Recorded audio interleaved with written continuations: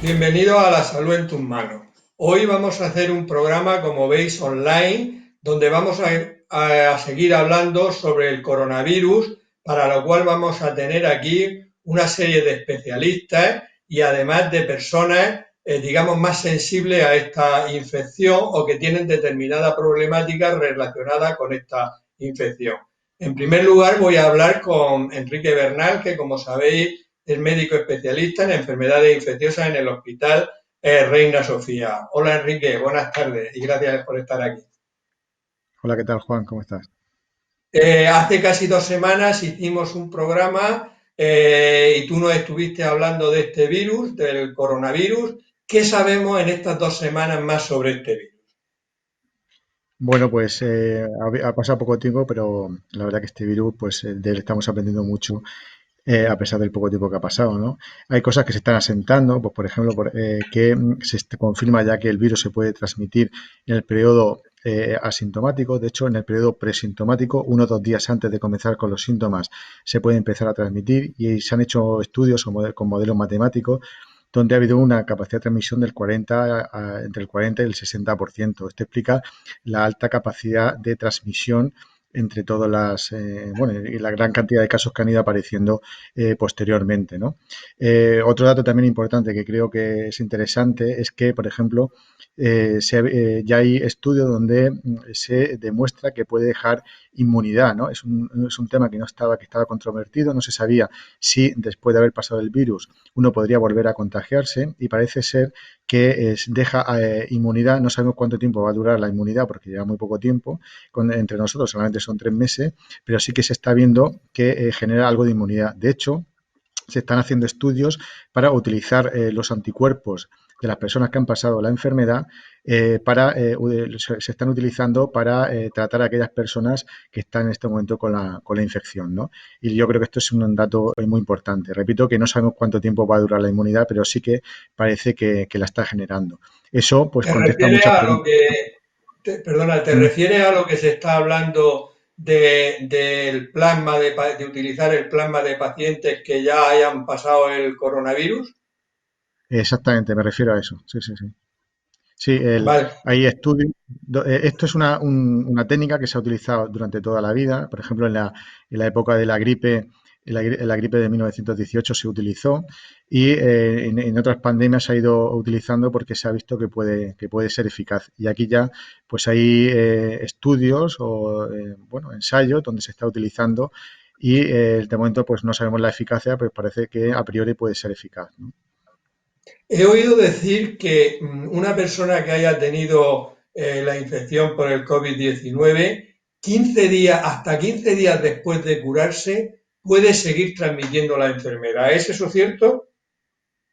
Bueno, eso es en parte sí que es cierto, porque se ha visto que aunque tú te quedes sin síntomas, puedes estar librando virus en tus secreciones respiratorias durante hasta casi 15 días después de haber quedado sin síntomas, ¿no? Por eso la OMS recomienda actualmente que cuando un paciente se haya curado del coronavirus, se quede en situación de aislamiento domiciliario durante al menos 15 días. Esto se podría reducir si se repite o se mide la PCR del virus a nivel nasofaringio, de tal manera que si fuera negativa, pues podríamos considerar que el paciente se ha curado completamente, ¿no? Pero ha habido algún caso donde, a pesar de haber sido negativa, puede haber repuntado. De momento, lo que se recomienda es que después de haber pasado la enfermedad, se quede uno en casa en situación de aislamiento durante al menos 15 días, ¿no? Eso es precisamente lo que te iba a preguntar, que si una persona, si tuviéramos la PCR, que es los test estos de los que se está hablando para el diagnóstico, ¿con un solo test negativo sería suficiente o habría que hacerle dos tests? Bueno, eso los protocolos han ido cambiando. Al principio se consideran dos técnicas o dos PCR negativas separadas de 24 o 48 horas y ahora en la última recomendación del Ministerio recomiendan una única determinación.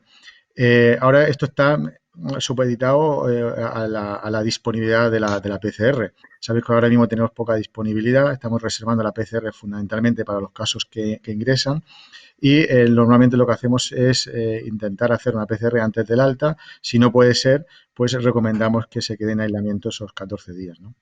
Pero exactamente a lo que llamáis test rápidos, ¿qué son los test rápidos? ¿Y por Bueno, qué los es test tan rápidos, importante? pues eso es una muy buena pregunta. Ahora están muy de moda los test rápidos. La diferencia fundamentalmente entre con la PCR es una técnica laboriosa donde lo que va buscando o lo que intenta encontrar es material genético del virus en unas muestras que normalmente suelen ser las muestras respiratorias, habitualmente las nasofaringias, ¿no? Esa técnica laboriosa pues necesitas un tiempo, aproximadamente 2 o 3 horas para poder obtener un resultado, ¿no? Normalmente si haces una única determinación, pues eso, en 2 o 3 horas podemos tener el resultado, pero si tenemos muchas determinaciones de muchos pacientes, pues pasa lo que nos está pasando ahora mismo en urgencias, ¿no? Que podemos tardar hasta 24 horas en obtener un resultado y esto pues supone un colapso para el sistema sanitario. Las técnicas rápidas lo que miden, no miden el material genético, habitualmente las de ahora lo que miden son anticuerpos, por lo tanto necesitan una muestra de sangre, miden la serología y se llaman rápidas porque en menos de 15 o 20 minutos podemos tener un resultado con una alta sensibilidad. Pero para que uno genere anticuerpos deben pasar como mínimo entre 5 y 7 días. No basta el mismo día que comienza con la sintomatología, es lo más normal que fueran negativas o fueran falsamente negativas, ¿no? Habría que esperar, como digo, entre 5 y 7 días para que el resultado para tener un resultado fiel o exacto, ¿no? Esto, ¿cómo nos ayuda a nosotros? Pues, por ejemplo, puede descongestionar las urgencias, porque tenemos una técnica rápida, pues en poco tiempo vamos a tener un resultado y no tenemos que esperar la técnica de la PCR. También aquellos casos en que la PCR salga negativa, podemos solventar la aparición de los falsos negativos, es decir, sale la PCR negativa y esta técnica, si sale positiva, ya podemos confirmarlo, porque hay algunos casos en los cuales la técnica de genética puede ser negativa.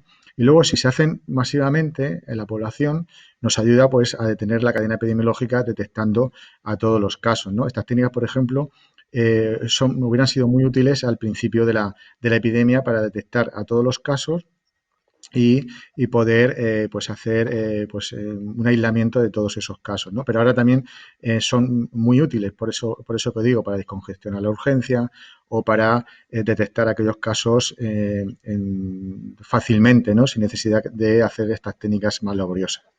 Muy bien, Enrique. ¿Y de la hidroxicloroquina como tratamiento, qué sabemos más? Pues la verdad que eso es, bueno, siempre lo he dicho, que cuando aparece un virus nuevo o una enfermedad nueva como esta, pues intenta utilizar los fármacos que ya conocemos, ¿no? Y la hidroxicloroquina es un fármaco muy conocido que se ha utilizado siempre para el tratamiento de la malaria. Ahora no funciona porque ha generado resistencias y se ha visto que tiene un efecto antiviral. Se ha visto que antiviral en este virus, ¿no? Que es capaz de inhibir o reducir la penetración del virus en el interior de la célula, interior de la célula que está a nivel del tracto respiratorio. Pero aparte de eso, tiene un efecto muy bueno, que es un efecto inmunomodulador, que por eso también se utiliza en enfermedades de tipo reumatológico como el lupus. Y para este virus en concreto es muy importante que tenga ese efecto porque el virus puede desencadenar una respuesta inflamatoria importante. Entonces, es un fármaco que ahora mismo es el fármaco que utilizamos todos en todos los hospitales como primera elección y hay estudios donde han demostrado que tiene una eficacia considerable, ¿no? Sola o asociada a otros fármacos, ¿no? Sí, el inmunoregulador lo que hace es que modula un poquito nuestro sistema de defensa, ¿no? Nuestro sistema inmunitario para que no haga reacciones exageradas, más o menos, ¿no? Sí, exactamente. Siempre hay que intentar buscar un equilibrio. A veces cuando hay un proceso infeccioso, es más dañino el proceso inflamatorio acompañante que la propia infección. Entonces es conveniente intentar regularlo de alguna manera, ¿no? Sí, porque una cosa que se está hablando ahora mucho es que el virus tiene una capacidad de infectar y de producir lesiones, pero se habla mucho de que a veces uno parece que ha mejorado y lo que pasa es que el sistema nuestro de defensa produce como una inflamación muy grande que es lo más perjudicial que puede pasarle a una persona, ¿no? Explícanos un poquito el tema ese de la inflamación tan importante. Sí, pues eso es una respuesta a lo que está pasando con este virus. Normalmente el virus, la mayoría de la gente se comporta de forma benigna. De hecho, el 80% tiene pocos síntomas o síntomas muy leves, como si fuera una gripe, y pues esa gente va a ir muy bien sin ningún problema. Pero hay un porcentaje, aproximadamente entre un 15 y 20%, y sobre todo un 5%, que no sabemos por qué exactamente, donde el virus provoca una respuesta inflamatoria sistémica importante que se centra fundamentalmente a nivel del pulmón, es lo que se llama fundamentalmente un síndrome de activación macrofágica, en el cual una de las células que tenemos en el pulmón y en el sistema, nuestro organismo, empieza a liberar mediadores inflamatorios, que son citoquinas, interleuquinas, etcétera, que estos mediadores habitualmente son buenos si están en una justa medida, pero si están muy elevados pueden ser dañinos, ¿no? Y estos mediadores son los que terminan dañando y destruyendo las células pulmonares y provocando lo que se denomina el síndrome del distrés respiratorio agudo, que es lo que termina pues matando al paciente, ¿no? Ese distrés que hace que el paciente entre en lo que se llama insuficiencia respiratoria, se queda sin oxígeno en sangre y necesitas entrar en la UCI, hacer una intubación orotraqueal y una ventilación mecánica invasiva, porque si no el paciente no puede salir adelante, ¿no? Y eso, la verdad que no sabemos exactamente por qué ocurre, si es por las características genéticas de la persona. Ahí influyen muchos factores, ¿no? Parece que la gente joven puede tener esa mayor predisposición, pero ya digo que no es algo que no se sabe por qué ocurre, especialmente con este virus, ¿no? Hay otros virus que lo pueden provocar. Por ejemplo, lo hemos visto con el citomegalovirus, con el propio VIH, pero en este virus, el coronavirus, parece que es especialmente frecuente, ¿no?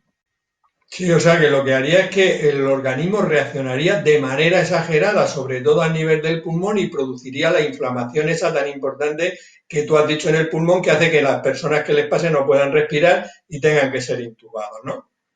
Sí, sí. Además suele pasar a partir del séptimo día, sexto, séptimo día, que es cuando aparece la respuesta inmune, ¿no? Que coincide, por ejemplo, con la aparición de los anticuerpos, que son los que detectan las técnicas rápidas. A partir de ese día, el sexto, séptimo día, hay esa respuesta inmune y es cuando desarrolla esto. Es ahí justamente cuando tenemos que estar muy pendientes de que el paciente pues no se nos ponga muy malo intentar bloquear esa respuesta inmunológica, ¿no? Aunque parezca contradictorio, esa respuesta inmunológica la tenemos que bloquearla con antiinflamatorios, especialmente con corticoides o fármacos que se están ensayando, que se están utilizando especialmente para eso, bloqueantes de las interleuquinas, como el bloqueante de la interleuquina 6 o bloqueantes de la interleuquina 1, que ahora mismo es lo que están en ensayo clínico, pero nosotros lo estamos utilizando ya aquí en el hospital porque, lógicamente, no podemos esperar el resultado de los ensayos clínicos en este momento, ¿no? Muy bien, Enrique, pues nada, muchísimas gracias por estar una vez más en La salud en tus manos. Ahora vamos, Mm. en un momento, vamos a hablar con Milagros Tomás, que es médico especialista en medicina familiar y comunitaria, para que nos explique cómo funcionan actualmente, a día de hoy, los centros de salud. Gracias, Enrique. Nada, gracias a vosotros, encantado de estar aquí.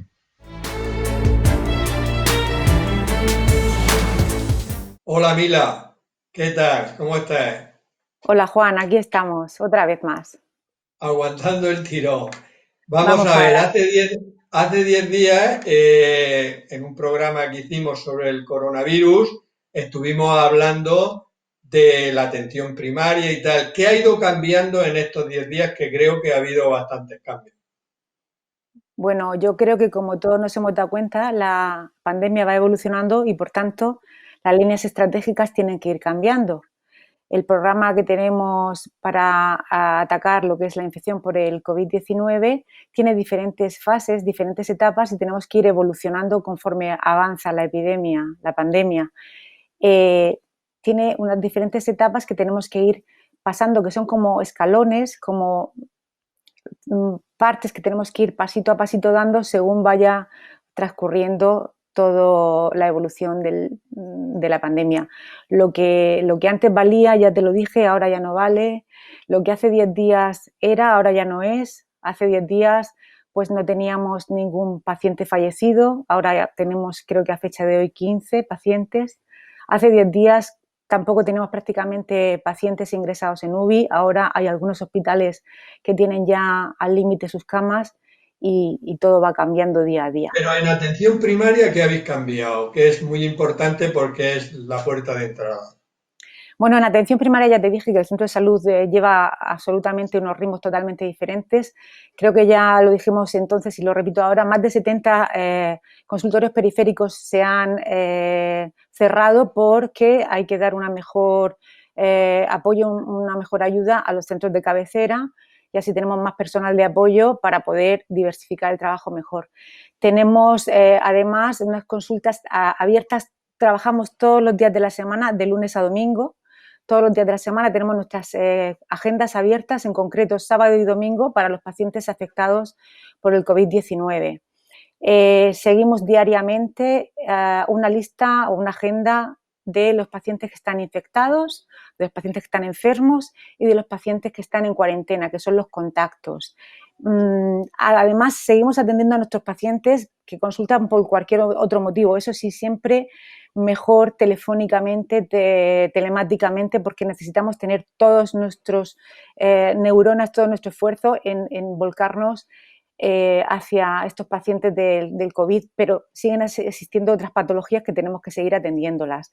En fin, te diría que ha cambiado de la noche a la mañana y en esta nueva fase que vamos a entrar ahora, que es la fase que nuestra Consejería de Salud llama fase 2, también los médicos de cabecera, los centros de salud, el personal sanitario en general de los centros de salud va a tener que ir vamos a ir a los domicilios a ver a los pacientes que salgan del hospital, los pacientes afectados por el COVID e incluso trabajar conjuntamente con los servicios de urgencia.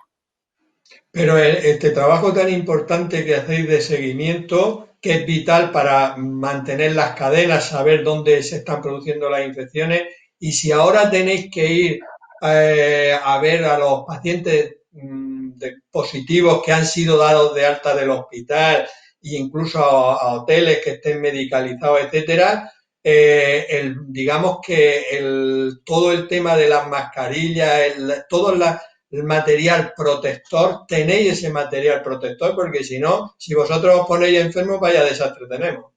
Efectivamente, el material protector, lo que son los equipos de protección individual, que son diferentes según el trabajo que vayamos a hacer, pues está llegando, no ha llegado, no lo tenemos. Esto realmente pues genera pues un malestar, una inseguridad, un ambiente de trabajo un poquito difícil, tenso, porque es lo que necesitamos. Necesitamos tener la seguridad de que podemos atender a nuestros pacientes. Ya sabemos que hay un porcentaje importante de sanitarios afectados. Creo que nosotros en nuestra región tenemos ya más de me parece que son 140 casos de sanitarios que dan positivo para el coronavirus y más de 400 sanitarios en cuarentena. Eso supone un volumen muy grande de personal sanitario que necesitamos tener en primera fila para poder actuar y trabajar, con lo cual esto genera mucho malestar. Esperemos que esos equipos protectores lleguen. Es verdad que a veces, y agudizando el ingenio, pues nosotros mismos con bolsas de basura en nuestra casa, con pantalones de plástico, con chubasqueros, estamos intentando pues tener el material que nos dé esa seguridad para atender correctamente a los pacientes sin exponernos. Pero está llegando, esperemos que llegue. Quería desde aquí además agradecer a personas que por su cuenta o incluso asociaciones nos han llevado al centro de salud mascarillas, delantales de plástico, cualquier equipo protector que podamos utilizar en un momento determinado, porque esperamos que llegue y necesitamos que llegue este material. Sí, el material desde luego para vosotros es fundamental, pero además es que si no se os añade un miedo más, que es el miedo a que podáis contagiar a vuestros familiares cuando vayáis a casa, ¿no? Yo Ya, lo sé porque mi mujer es enfermera, por ejemplo, y cuando viene tiene un ritual de ducha, de limpieza, de tal y tal, porque le da miedo, bueno, poder contagiarme en este caso a mí. de Pero tú hecho, tienes hijos, tienes familia, también te dará mucho miedo, ¿no? me da mucho miedo. De hecho, fíjate que hasta se ha ofrecido la posibilidad por parte de la Consejería de Salud de ofrecer, y eso hay que decirlo también, a lo mejor el material no llega, pero lo que podemos tener es los hoteles, algunos hoteles de Murcia o de otros sitios a nuestra disposición por si en algún momento determinado necesitamos no poner a nuestros familiares en exposición. De una forma gratuita podemos instalarlos en ese hotel. O sea que dentro de eso, pues bueno, son Bueno, pues en principio es una buena idea. No, Es aquí una lo que buena hay idea, que intentar es romper que no se infecte cada día más gente. Vamos a hablar de efectivamente. cositas que a los pacientes le pueden ser muy prácticas. Por ejemplo, el tema de las recetas, de la renovación de las recetas, del visado de las recetas. ¿Cómo se hace eso ahora para que las personas no tengan, los pacientes no tengan ningún problema a la hora de conseguir la medicación, las mismas bajas laborales?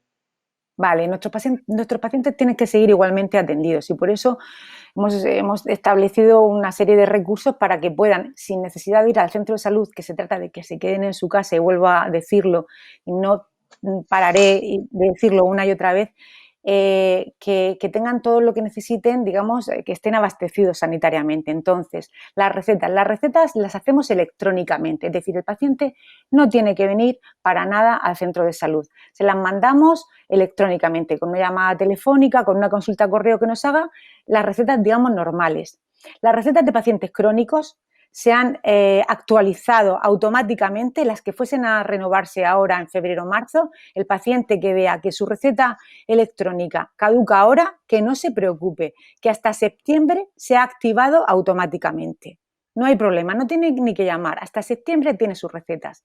Las que son un poco más especiales, que son las de visado, la inspección de visado, la inspección médica ha también prolongado ese visado y aproximadamente creo que está hasta agosto de este año. Entonces no hay Bueno, que en venir al centro. principio son medidas bastante buenas, ¿no? Para que la gente pueda seguir estando en su casa y no tener que desplazarse, ¿no?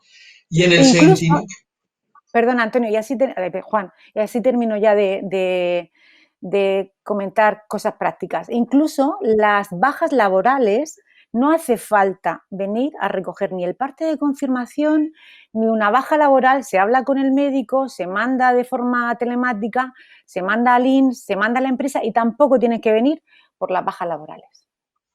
muy bien, perfecto. ¿Qué hace Inmila en el seguimiento de los casos que son positivos y de los contactos? ¿Qué es lo que estáis haciendo? Pues mira, Juan, tenemos en nuestra agenda diaria una serie de pacientes que cada vez son más, pacientes infectados por una parte y pacientes en cuarentena, que son esos contactos, que diariamente los llamamos por teléfono. Los llamamos por teléfono y los evaluamos con una serie de ítems o de preguntas. Les preguntamos si han tenido fiebre, si han dormido bien, si están alimentándose bien, si tienen tos, si tienen dificultad respiratoria. Una serie de preguntas que así día a día vamos valorando y evaluando cómo está ese paciente por si en un momento determinado tenemos que tomar otro camino, otra decisión y comunicarlo y enviar al paciente a un hospital en caso de empeoramiento, por ejemplo. Lo Muy que sí bien, nos llamamos... no, No, porque dentro de esas preguntas, y es verdad, les preguntamos si hacen bien las medidas de aislamiento y de cuarentena. Y lo que nos llama mucho, mucho, mucho la atención es que aún a pesar de todo lo que decimos, aún a pesar de todas las recomendaciones que le hacemos, el paciente muchas veces no lleva unas buenas medidas de aislamiento ni unas buenas medidas de cuarentena. Y eso es fundamental para parar esto. pues Todos tenemos que tener para terminar, dinos cuál sería bien hecho esas medidas de aislamiento. un paciente que está con enfermedad, infectado, tiene que estar aislado. Aislado quiere decir que tiene que tener, si es posible, una habitación para él solo en la casa, en su casa. Si no es posible, tiene que mantener una distancia importante. Tiene que tener, si es posible, un cuarto de baño para él o si lo tiene que compartir cada vez que lo utilice, hacer una buena higiene o una buena limpieza con lejía. Tiene que tener un teléfono para él, para que nos podamos poner en contacto con él y que no tenga que pasar el teléfono de unos familiares a otros. Tiene que tener un cubo de basura para sus pañuelos, para su ropa sucia, para que esa ropa no se mezcle con la del resto de la familia. Tiene que tener una habitación que se pueda airear. Y si no es posible todo esto, porque muchas veces las condiciones no son buenas, el paciente que tenga que estar aislado tiene que estar a una distancia mayor de 2 metros del resto de su familia, tiene que llevar una medida de higiene, tiene que no acercarse a sus mayores o a sus personas queridas vulnerables que pueda tener cerca de él y tiene que llevar estas medidas. Y vemos que esto no se hace y esto no va a parar si no nos ponemos en serio y no lo hacemos todos. Muy bien, Mila, pues con estos consejos que acabas de dar para las personas que son positivos o sospechas de positivos, terminamos esta conexión y te doy las gracias por estar de nuevo otra vez en nuestro programa. Muchas gracias, Mila. Muchas gracias, Juan.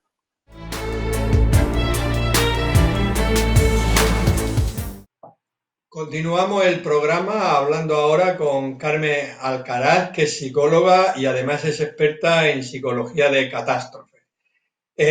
Vamos a ver, Carmen, ya llevamos casi 2 semanas de confinamiento.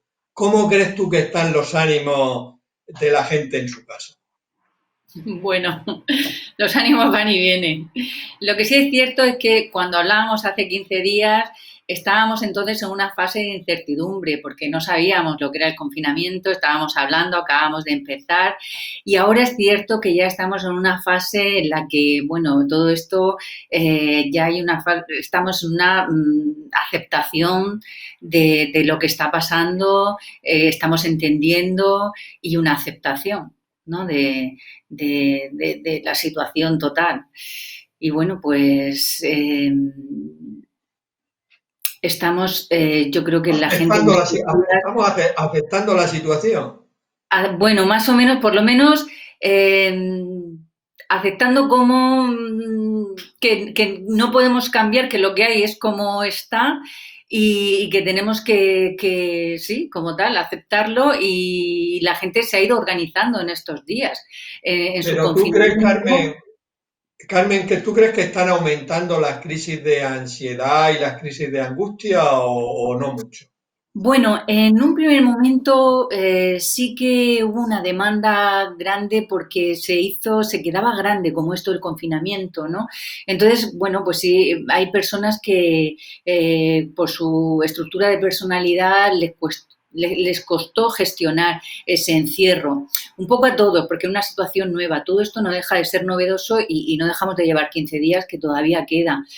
Pero bueno, ha llegado un momento en el que esto ha dado un poco la vuelta y es que este confinamiento al final es una situación de protección porque como las noticias que llegan de fuera dan un poco de susto, pues al final el estar confinado ha sido una medida se está convirtiendo en un factor de protección. Y al final esa situación de ansiedad ha ido bajando. Aunque sí es cierto que hubo un pico cuando esto se dijo, cuando el gobierno dijo que se alargaba, ¿no? Que entraban a ser más semanas. Ahí sí que hubo un repunte de movimiento en cuanto que la gente se volvió a mover ahí un poco esas crisis de ansiedad.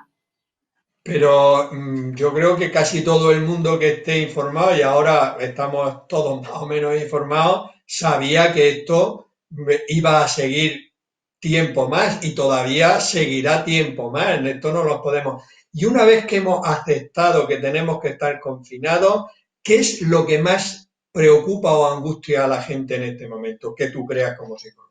Yo creo que en este momento lo que más está preocupando son las noticias de fuera, por lo que decía, porque más o menos, aunque todo esto luego, porque vamos un poco sobre el día a día, luego de todo esto sacaremos muchas conclusiones después, pero ahora lo preocupante va siendo lo que nos llega de fuera. Las noticias estas que dan mucho susto, ¿no? Cuando vemos que todos los sanitarios pues no tienen materiales, que la gente fuera lo está pasando muy mal, por lo que decía antes, que al final el confinamiento se ha convertido en un factor de protección. Estamos en casa y sí es verdad que estamos confinados, pero estamos protegidos. Los que salen fuera están en una situación de riesgo. Entonces es como que da mucho susto todo lo que nos llega de fuera. Pero hay personas que por sus circunstancias están más, digamos, más afectadas, ¿no? Por ejemplo, aunque estén más protegidas dentro de la casa, pero me refiero sobre todo a personas que estén solas, o me refiero, por ejemplo, ahora hay parejas con el tema de la custodia de los hijos. ¿Ves personas o te llaman personas por este tipo de problemática y cómo lo solucionan? Sí, es cierto que por esta situación nos lleva a otras situaciones. La gente te consulta porque lo está pasando mal por otras situaciones. Por ejemplo, hay mucha gente que tiene a sus padres en su casa y están solos, no pueden ir por miedo a contagiarlos y lo están pasando mal por eso. Les hacen la compra y se la tienen que dejar lejos en la puerta, no puede. Entonces tienen miedo por ellos, tienen miedo que les pase algo, que es una simple caída en casa, y tienen miedo, lo están pasando mal por esa situación y eso les está generando mucho malestar. Luego, pues, por ejemplo, la situación es algo que uno, pues, a mí el otro día me consultaban por eso, ¿no? Situaciones de custodias a lo mejor con separaciones mal avenidas, en las que los niños, pues, han quedado con una de las partes y la otra parte no los puede ver, no se puede hacer ahora, pues, ese te veo, no te veo, y se está aprovechando a lo mejor un poco las circunstancias para, pues no te dejo ni siquiera por un Skype que los veas. Claro, y son situaciones que son un poco difíciles y ahí ese arma arrojadiza se está utilizando un poco y claro, pues se están convirtiendo en situaciones dolorosas. Sí, realmente no sé, esto que debería, ya que estamos todos confinados y estamos en una situación de incertidumbre total en el futuro, pues por lo menos la gente, las parejas con custodia de hijos compartida y tal, pues deberían, esto es muy fácil decirlo, me imagino que cuando uno está muy enfadado a lo mejor no lo hace bien, pero indudablemente podría ser una medida para que la gente, bueno, pues en esta situación se comportara de la mejor manera posible, ¿no? Claro, menos mal que yo creo que son las menos, ¿no? La mayoría de gente pues piensa en el bien de sus hijos y favorece todo lo que sea el que vean a sus padres, a sus madres y la situación se lleve lo mejor posible, que son casos también puntuales. Pero claro, como decías el otro día, hay veces pues que en todo esto sale la peor parte también, pues también, claro. Mm. Vamos a imaginarnos distintas situaciones. Por ejemplo, una pareja y una familia, digamos, que se lleva bien, habitualmente. Ahora con el confinamiento, ¿qué deben hacer para seguir llevándose bien? Bueno, pues si se suelen llevar bien, no lo van a tener muy difícil, porque van a saber respetar un poco esos espacios, que es básico, respetar los tiempos, los espacios de cada uno, hacer un poco lo que hacían fuera, pero hacerlo dentro. Entonces, como estábamos acostumbrados a salir a trabajar, a hacer nuestras actividades de ocio, de gimnasio y todo eso, y lo hacíamos nosotros con nuestro tiempo, pues respetar un poco todo eso con nuestro tiempo, es decir, tiempo conjunto y tiempo solos. Es marcar esa rutina y si vamos haciendo todo eso, el tiempo común y tiempo en solitario, pues todo eso va a favorecer mucho el seguir con ese buen ambiente y esa buena relación. El comunicarnos y evitar, como decíamos, evitar el enfrentamiento que no nos lleva a ningún sitio, sobre todo en este momento donde tenemos pocos recursos para poder solucionar.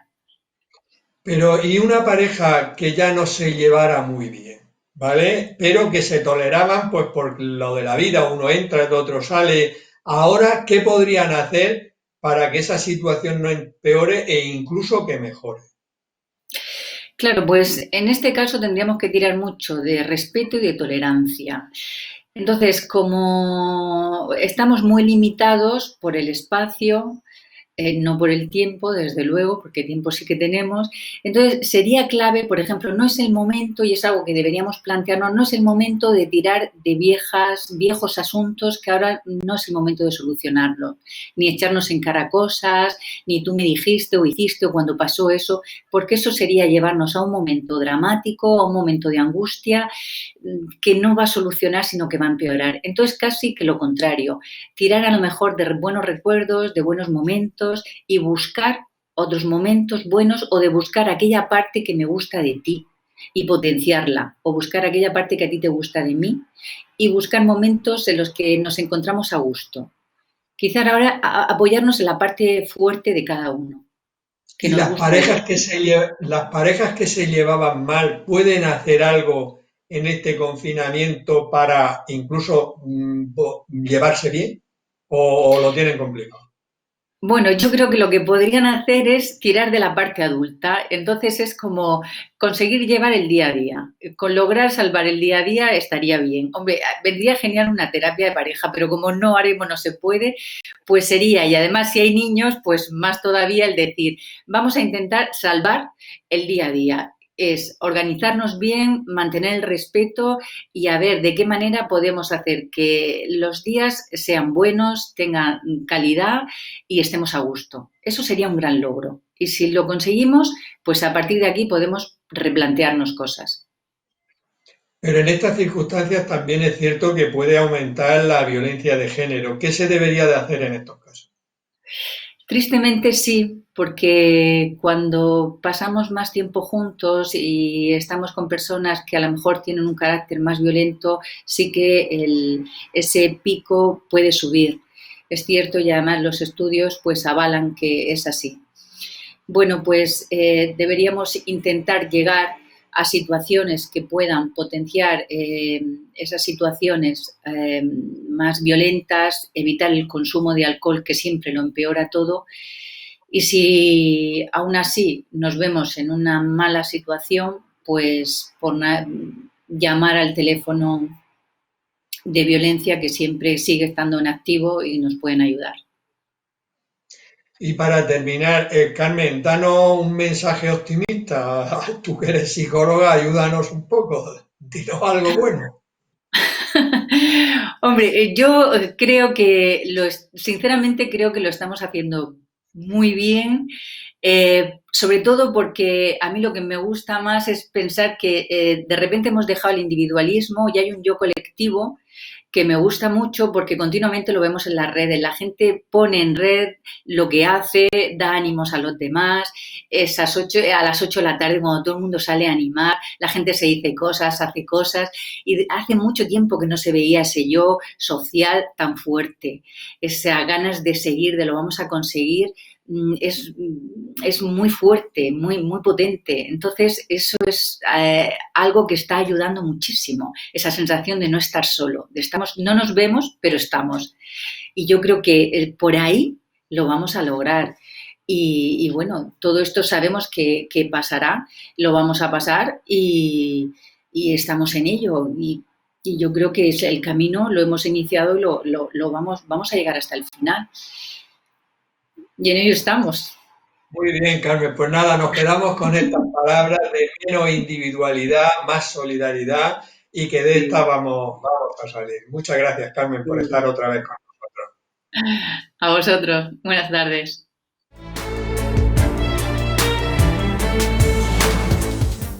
En este programa queremos también hablar con personas que, bueno, porque tienen determinadas patologías, pues o bien tienen que tener más cuidado o bien les es más difícil el confinamiento.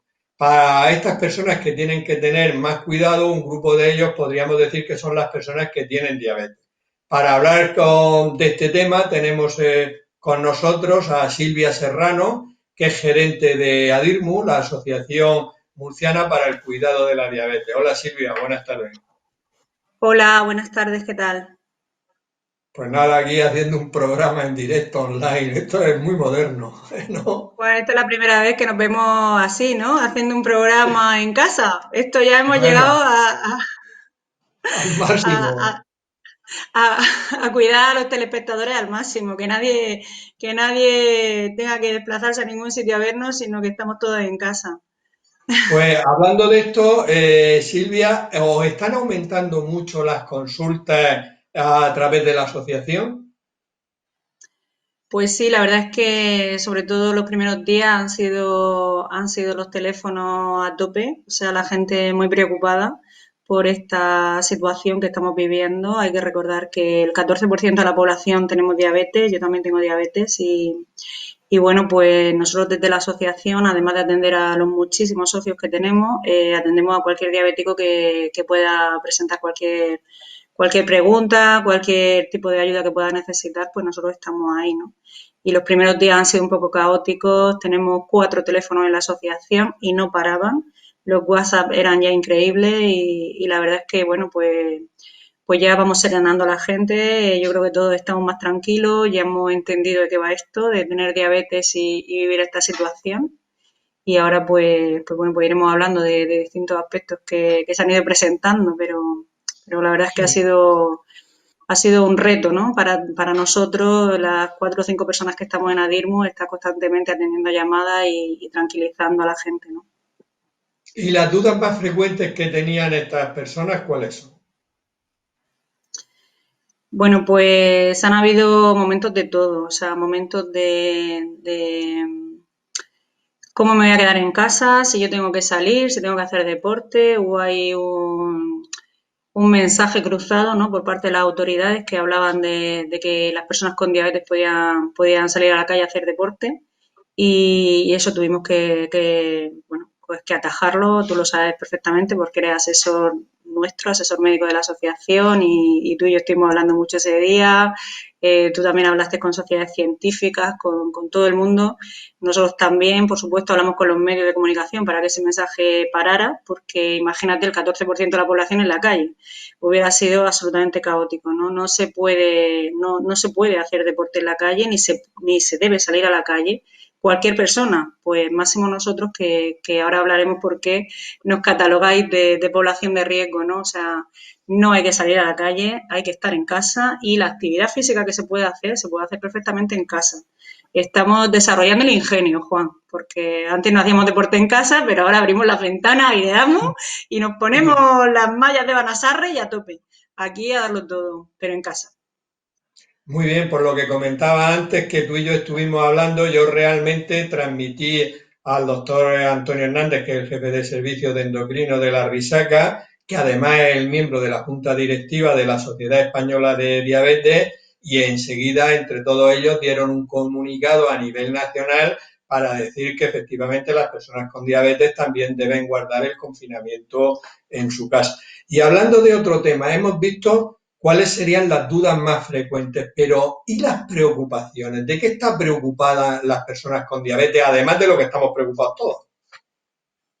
Pues efectivamente, todos tenemos las mismas preocupaciones porque todos somos personas, ¿no? Pero además nosotros pues convivimos con la diabetes o tenemos un niño, un padre, un hermano, un marido, una esposa que pueda tener diabetes, ¿no? Pues en estos momentos a todos nos ha preocupado mucho el tema de qué va a pasar con el tratamiento, ¿no? O sea, va a haber insulina, van a haber antidiabéticos orales, cómo está el servicio de farmacia, cómo que tenemos que abastecernos para varios meses, qué hay que hacer, ¿no? Entonces a nosotros eso también nos preocupaba, que la gente se crease una alarma social. Hemos estado también en contacto con el Servicio Murciano de Salud y hemos hablado directamente con el gerente y todo pues bueno, pues para saber que no iba a haber problema de abastecimiento, que no iba a haber ninguna rotura de stock. Eso para nosotros es vital porque nosotros nos ponemos insulina. Si alguien no conoce de cerca la diabetes, pues el que no lleva una bomba de insulina y es diabético tipo 1, pues se pone insulina 4 o 5 veces al día, ¿no? Y ahora, pues si te suben las cifras más, pues incluso puede ser que algunas más, ¿no? Entonces, para nosotros ponernos la insulina todos los días es absolutamente necesario, no es un artículo de lujo. Si no tuviéramos insulina, peligraría nuestra vida, ¿no? Entonces, bueno, pues hay que tranquilizar a la población. También estamos constantemente en contacto con el Colegio de Farmacéuticos. Sabemos que lo están haciendo fenomenal. Desde aquí, todo mi cariño a los farmacéuticos que están aguantando ahí el tirón, que a veces se nos olvida, que siempre hay una farmacia abierta cerca de casa y que desde luego en el tema de diabetes pues no hay ningún problema, que todos los tratamientos que se necesitan ahora mismo están disponibles y que no va a haber ningún problema. Sí, de hecho, nosotros sí que sabemos el importante papel que están desarrollando todos los farmacéuticos y de hecho en el programa siguiente que vamos a hacer vendrá una farmacéutica a hablarnos del importante papel que ellos están realizando y cómo lo están haciendo. Las personas con diabetes, Silvia, antes iban al centro de salud a recoger las tiras, las agujas, etcétera. ¿Esto ahora cómo se soluciona? Pues esa es otra pregunta del millón, que también hemos tenido como 1000 veces la misma pregunta entre nuestros asociados, porque para quien no lo sepa, nosotros las tiras para hacernos el control de la glucemia o los sensores que hay ahora y que se están dando a los diabéticos tipo 1 y las agujas, por ejemplo, pues eso tenemos que ir a recogerlo mes a mes al centro de salud. Entonces, ¿qué pasa ahora? Los centros de salud no están atendiendo a gente, no se puede acceder al centro de salud, pero sí hay personas que cogen el teléfono y que están ahí, ¿no? Entonces, ¿qué recomendamos que haga todo el mundo? Pues llamar, hablar con el centro de salud, si está su enfermero y pueden hablar con él perfecto, y si no con la persona que atienda la llamada, decirle, mira, Soy Silvia Serrano, tengo que ir a por mis tiras, por mis agujas. ¿Cómo lo hacemos? Pues nada, pues que nos den la cita de la hora que podemos pasar y el centro de salud amablemente lo sacan a la puerta y nos dan el tema pues de lo que necesitemos, ¿no? Estamos pidiendo también que sean comprensivos y que no nos den el material de un mes, ¿no? Que podamos tener la tranquilidad y que no tengamos que estar el mes que viene otra vez todos en la calle pidiendo otra vez el material, que por lo menos nos lo den para 2 meses y así pues nos ahorramos un viaje, ellos se ahorran también un montón de visitas y al mismo tiempo de material que nos va a hacer falta, o sea que si no nos lo dan ahora, nos lo tienen que dar después, pues que nos den para 2 o 3 meses lo que puedan y que tengamos esa tranquilidad de podernos controlar en casa, ¿no? Y para terminar mis preguntas contigo, Silvia, ¿qué echáis en falta desde la asociación? Pues no sé, No echamos en muchas falta lo que todo cosas, el mundo, todo el mundo dependiendo. salía a la calle, ¿no? No. Pero bueno, echamos en falta, pues mira, echamos en falta nuestra escuela de diabetes, que nos vemos todas las semanas, un montón de personas que nos reunimos con profesionales que venían a darnos charlas súper chulas, talleres. Entonces, pues echamos de menos ese contacto, pero sí que es verdad que aprovecho para decirlo que tenemos una escuela de diabetes online, que es la Escuela de Diabetes Prudencio Rosique, donde también estás tú, Juan, y estamos subiendo pues vídeos, por ejemplo, el otro día subíamos un vídeo de nuestro psicólogo, de uno de ellos, de Jorge, que nos hablaba cómo llevar este tema con diabetes y en casa, ¿no? Entonces, estamos pues haciendo muchas formaciones y muchas cosas online que nos están sirviendo a todos pues para aprender un poquito más, para hacerlas cuando podemos, porque lo bueno del online es que no tienes que ir a una hora ya a un sitio concreto, lo haces en casa cuando puedes y quieres, y eso pues está ayudando muchísimo a la gente y desde ahí pues seguimos a nivel telemático muy conectados, nosotros seguimos trabajando, las 4 personas que estamos en ADIRMU, junto con la presidenta que está ahí al pie del cañón, Asun, que desde aquí saludarla, que bueno, que también lleva un trabajazo increíble, y bueno, y seguimos ahí, echamos de menos pues que vuelva a la normalidad, evidentemente, y sobre todo pues a mí me gustaría tranquilizar a la gente por esto que hablamos de que somos población de riesgo, porque eh, estamos un poco asustados, ¿no? O sea, la sensación que tengo con la gente con la que hablo es que hay muchas dudas, mucha incertidumbre, ¿no? En qué puede pasar si me pongo malo, qué puede pasar si tengo que llamar al 112, cómo me van a atender, por tener diabetes soy menos bueno que otro, en fin, cosas así de ese tipo de pensamientos negativos que por supuesto le quitamos a la gente de la cabeza y bueno, pues echamos de menos que esto pase y que volvamos a recuperar la normalidad y la alegría y que nos demos un abrazo muy fuerte, Juan. Muy bien, de momento virtual. De momento telemático a tope.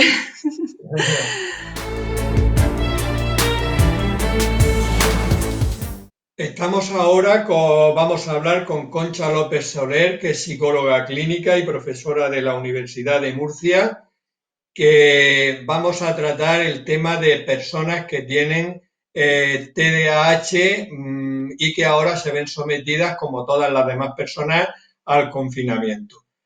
Concha, muchas gracias por estar en este programa con nosotros.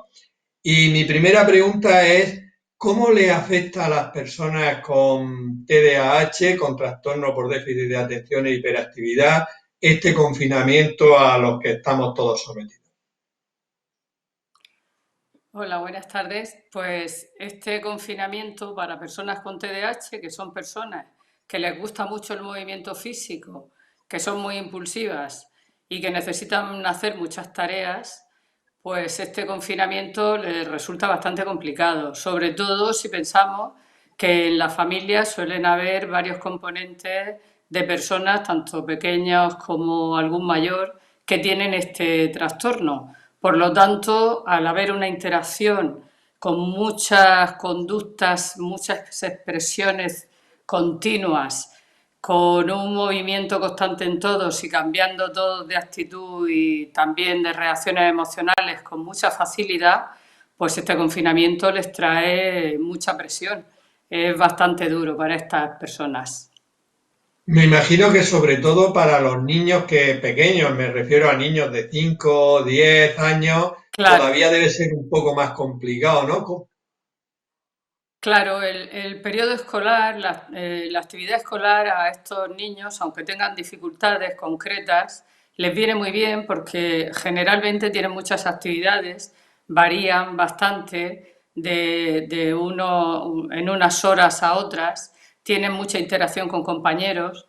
Claro, al estar en un lugar pequeño, generalmente las casas no tienen demasiado espacio. Los que viven en urbanizaciones, si tienen un poco de jardín o alguna terraza amplia, lo tienen en un pillo, porque sobre todo los menores de 5 años, 5 o 6 años, la actividad física es muy importante, es una manera de descargar. Siempre recomendamos que los lleven a parques y que hagan actividad física, porque es una manera de esa energía sobrante que tienen, pues que puedan expresarla. De manera que ahora, sobre todo si están en pisos y son varios hermanos, ese movimiento continuo que tienen y esa necesidad de interactuar continuamente, de hablar mucho, de moverse mucho, de cambiar de una actividad a otra, pues les puede traer a ellos y a sus familias una gran presión que tendrán que saber regular, claro. Bueno, la siguiente pregunta me la sirve en bandeja. ¿Qué es lo que pueden hacer para regular esa hiperactividad que tienen?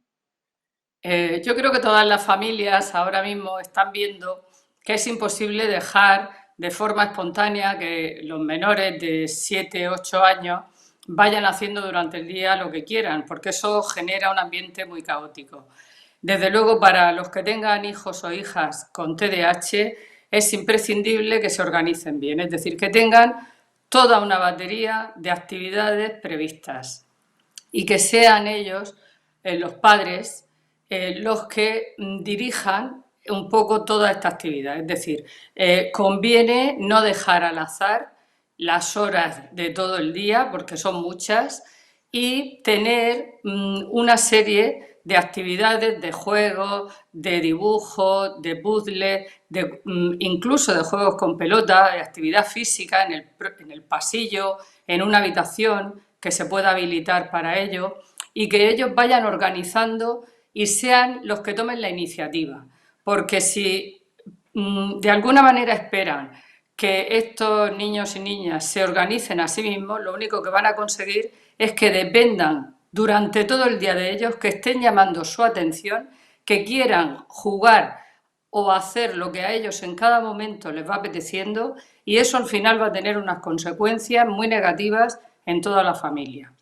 De manera que no les queda más remedio que, de las múltiples herramientas que en estos momentos hay, en un montón de páginas web, tanto de la comunidad autónoma como de asociaciones, donde hay multitud de actividades imaginativas para poder hacer muchas veces con elementos, con objetos caseros que son sencillos de utilizar y que generan mucho agrado para este tipo de niños. Es decir, la parte positiva es que a estos niños y niñas, si les damos herramientas, si les damos actividades, si les vamos diciendo a qué vamos a ir dedicando el tiempo y no organizamos tareas muy largas, es decir, que sean atractivas, que sean agradables, pero que no duren demasiado tiempo. Desde luego, cuanto más pequeños sean, pues la variación tiene que ser más clara.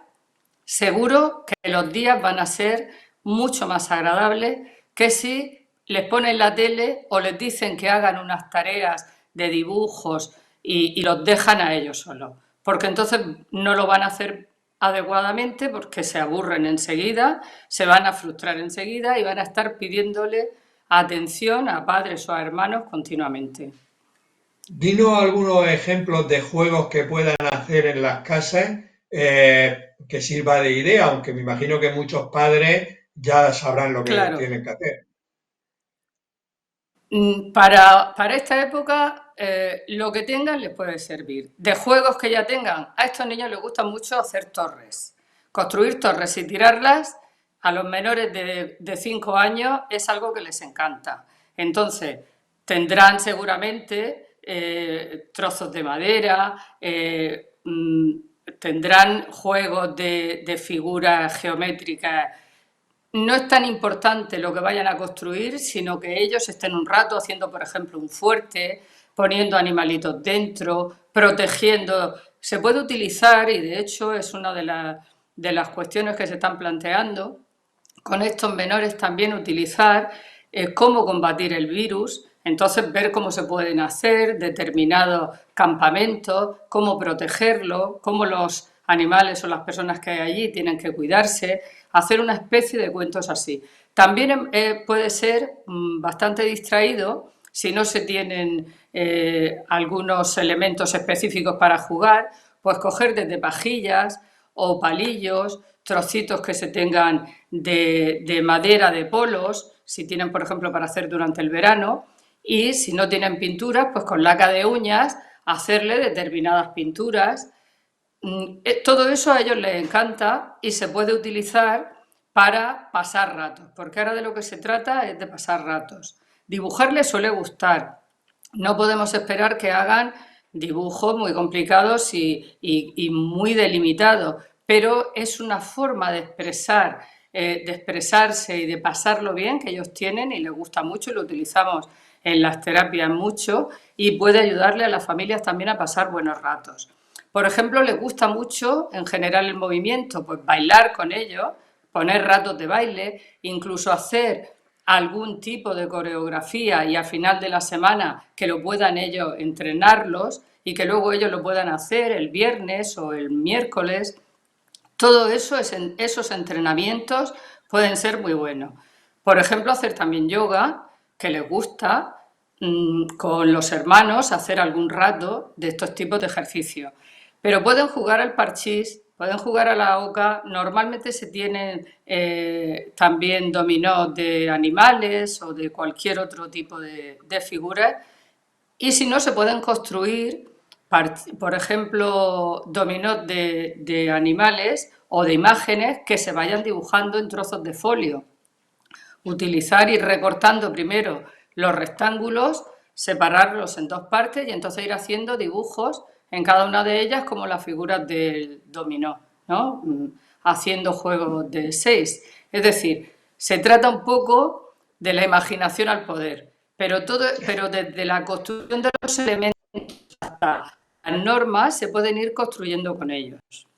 Entonces bueno, de alguna manera el levantarse y saber que después del desayuno hay que organizar el horario, ¿no?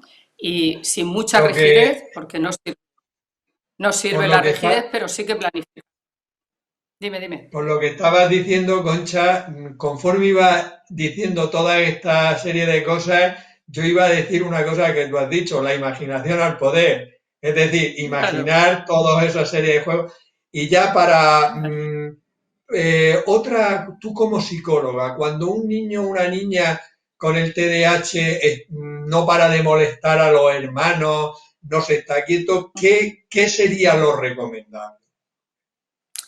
Bueno, esto es uno de los problemas de los que se quejan muchas veces los hermanos, ¿no?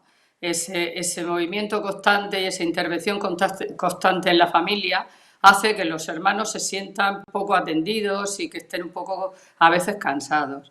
En ese sentido y en este confinamiento es también importante que se puedan tener tiempos y espacios de algunos de los mayores, desde luego el papá y la mamá se tienen que turnar. También es bueno hacer algunos turnos en los que el papá, la mamá o el hermano o los hermanos mayores no tengan que estar continuamente con el hermano o la hermana hiperactivo. Eso por salud mental es positivo. Es un tiempo de descanso donde pueda el padre o la madre o los hermanos leer o jugar un rato solo, es conveniente. Es decir, si no, la saturación y el cansancio de los hermanos puede ser alta. También, en paralelo con esto, que los hermanos tengan alguna responsabilidad, algún rato específico con su hermano o con su hermana hiperactivo y que juegue específicamente algo con él, es muy importante, ¿no? Es decir, es organizar el ambiente de tal manera que haya un poco como un plan de armonía familiar, ¿no? Donde no haya un rechazo, porque estos niños son también muy alegres, estos niños y niñas son alegres y les gusta mucho disfrutar de la familia, que seguramente en ese sentido Habrá ratos que estén muy a gusto, pero hay que también saber planificar bien el tiempo de cada miembro de la familia, porque si no, en pocos días puede haber una situación de tensión y de caos un poquito alta, ¿no? Este confinamiento afecta a todo el mundo y, por lo tanto, en estos casos, como en otros muchos problemas de salud mental, conviene tener bien organizado el tema. Muy bien, Concha, pues muchísimas gracias por haber estado con nosotros en este programa que vamos a concluir en este momento, dando las gracias a todas las personas que nos siguen semana a semana y solo comentarles que mañana volveremos a hacer otro programa especial en relación no solo ya con el coronavirus, sino también con determinados problemas y determinados grupos de personas que tienen necesidades especiales. Que llevéis el confinamiento lo mejor posible, que es lo que estamos intentando todos. Muchas gracias.